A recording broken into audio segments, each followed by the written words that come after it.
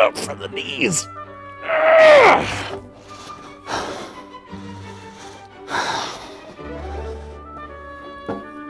Guys, it's not that heavy.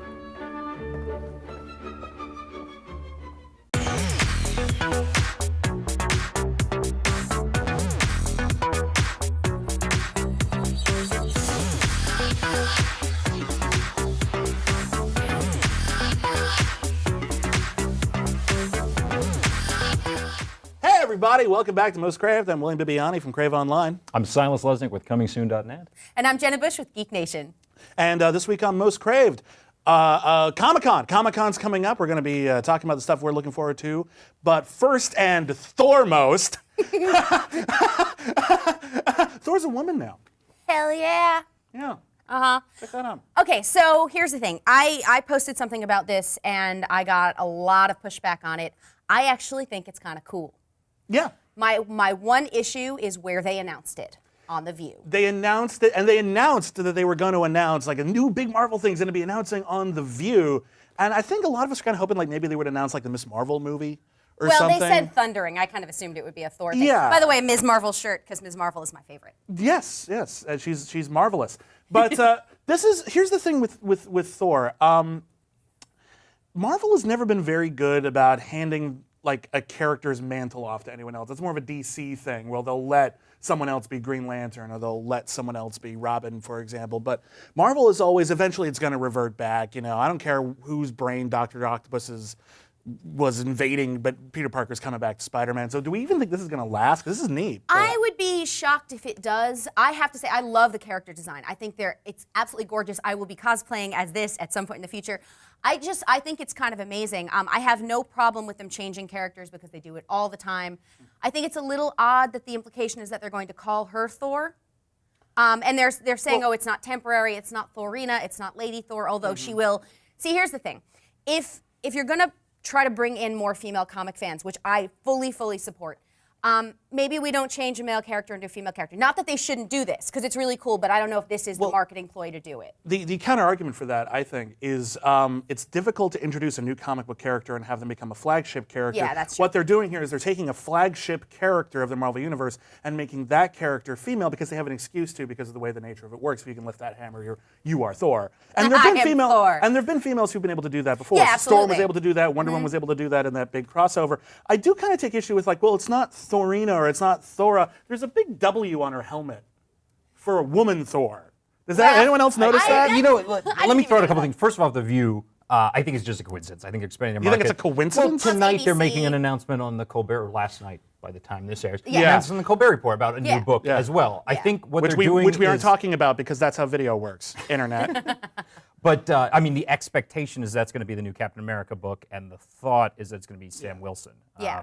So if they're doing sort of these alternate Avengers, it's not Thor. It's not Thor transforming into a woman, although if you go by the Earth X crossover, which takes place in Marvel's future, that's supposed to happen. Yes. This is a different character. It's been teased. It's an establishing character from the books that already exists. People are saying maybe Angela, the character from Spawn.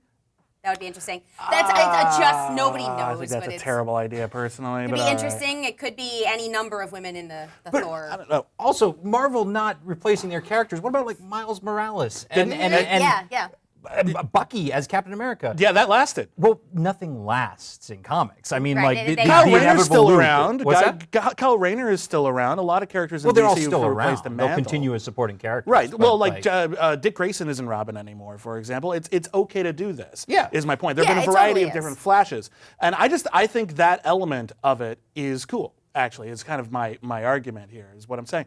And I had another point, but I forgot it. So you guys talk. I'm just honestly thrilled to see a woman in armor that doesn't look like it will stab her through the chest if she falls or she gets hit. No, I think it's a really cool design. I love the idea of another female superhero because I'm kind of obsessed with that.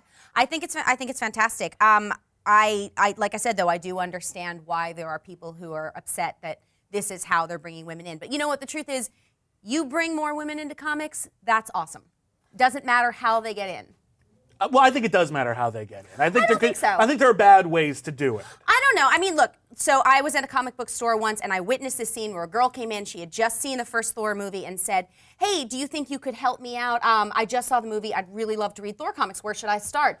And the guy at the counter said to her, haha, you just think Chris Hemsworth is hot.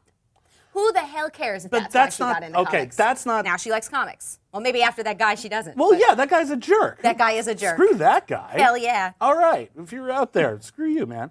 We need to talk about Comic-Con. What are you guys looking forward to at Comic-Con? What's like the big panel or news you're hoping for? Silas, what do you got? The DC and Marvel are the two obvious choices. Marvel always has a great presentation, and I think it's in DC's best interest, Warner Brothers' best interest, this time to step up their game and try to throw out something that really can compete against Marvel, because Marvel, I am sure, is going to blow people away. Oh, absolutely. But DC, they released their press release, and they didn't mention Batman vs. Superman at all. Yeah, well, Marvel didn't mention Doctor Strange or Avengers 2 or a lot of the things that we know are going to be. The reason I bring this up is a few years ago, they released a press release and said nothing about The Dark Knight Rises, and then they showed nothing about The Dark Knight Rises. It was completely left out of their Hall H presentation. Well, I think a lot of this stuff is based on surprise and people going in. We've talked about this before the show, that people are really expecting to go in and see something that no one announced. You know, because people, it's not like they're not filling Comic-Con. So it's not like, oh, we have to say what's going to be there or people won't come. So I'm hoping there's some good surprises. I won't be in Hall H at all because I'm doing interviews outside of it, so I won't see any of it until after, like everybody else.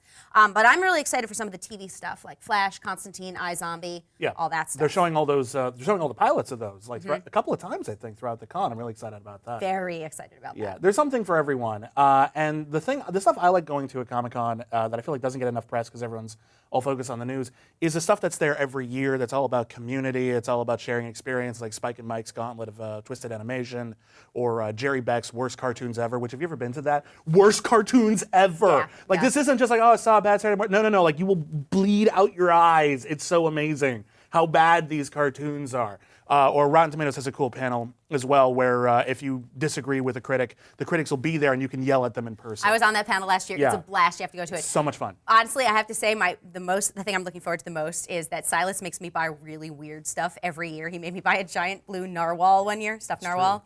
True. It is. So I want to see what Silas is going to make me buy this year. I just want to go, there goes a narwhal.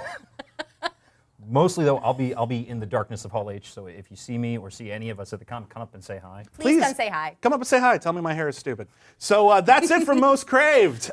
We'll see you next week where we'll be doing Comic-Con stuff. It'll be fun, man. Hammer time.